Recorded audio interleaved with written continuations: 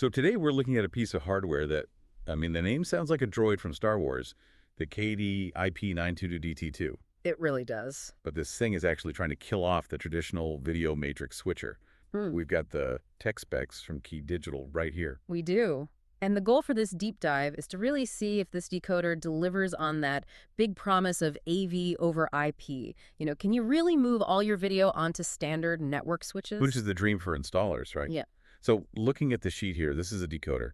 To make it work, you need an encoder at your source, Right, one per source. a managed gigabit switch in the middle, and then this unit, the decoder, at every single display. And that's the key to the whole system. It's not like a fixed switcher where you have, say, 8 inputs and 8 outputs, and that's it. It's scalable. You just add more decoders to the network. Yeah, just keep plugging them in. Okay, so that's scalability. That's where the specs on video walls get really interesting. Because usually, for a huge video wall, you'd need a separate, very expensive processor. A whole other box just for that, yep. But this unit, it looks like it has that processing built right in. It does. That's a huge cost saver. The data sheet says it supports video walls up to a 16 by 16 grid. Yeah, 16 by 16. Wow. Yeah, that's 256 screens acting as one single canvas, all without an external processor. The decoder just knows its spot in the grid and grabs its piece of the picture. That's incredibly smart. But here's the classic trap, especially in a place like a sports bar. You install a brand new 4K video wall, but the little TVs by the bar are still, old 1080p models. Yeah. Normally, the whole system would just default down to that lowest resolution. Exactly. You'd lose your 4K signal everywhere because of one old TV. It's a huge headache. But this unit has a feature called 4K downscale. Okay, so what does that do?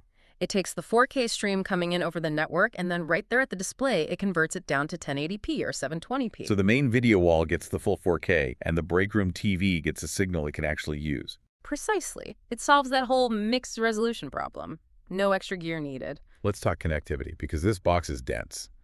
I'm looking at the audio section. It says audio de-embedding. Yeah, which is crucial. You almost never want audio coming from the TV speakers in a commercial space. Right, you want it on the ceiling speakers. This pulls the audio right off the HDMI stream so you can send it to a proper amplifier. And it looks like it's a preamp, too. I see volume control, muting, even a 3-band EQ. Which is pretty rare for just a decoder. For a small conference room, you might not even need a separate audio mixer. You can just tune it right there. Okay, and on the control side, 2 USB ports. So we're talking KVM here. Keyboard, video, mouse. We are. It supports routing for up to 4 USB devices, so you can be sitting in a control room with your keyboard and mouse, but you're actually controlling a server that's locked in a rack 3 floors down. It just extends that control over the network. Yep, it bridges that physical gap. Speaking of bridging gaps, power. Running power outlets to 256 displays would be a nightmare. Oh, for sure. But this supports PoE, power over Ethernet. So just one cable for data and power. As long as your network switch can provide it, yeah. No power brick. Although I do see they included a redundant power connection. Right. For mission critical stuff, you want that backup. Absolutely. Okay, final spec that always matters with this stuff. Latency. If I move my mouse, does it feel laggy?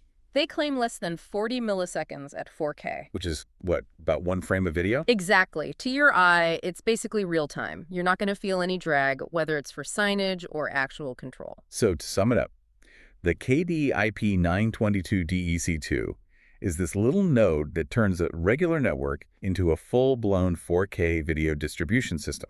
It handles video walls, it fixes resolution issues, it manages audio, it manages USB. It's doing a ton of work, yeah. It's really bridging that gap between the IT world and the AV world. Which brings us to the big question then. You can now do massive 4K video walls and have near-zero latency control all over standard gigabit networks.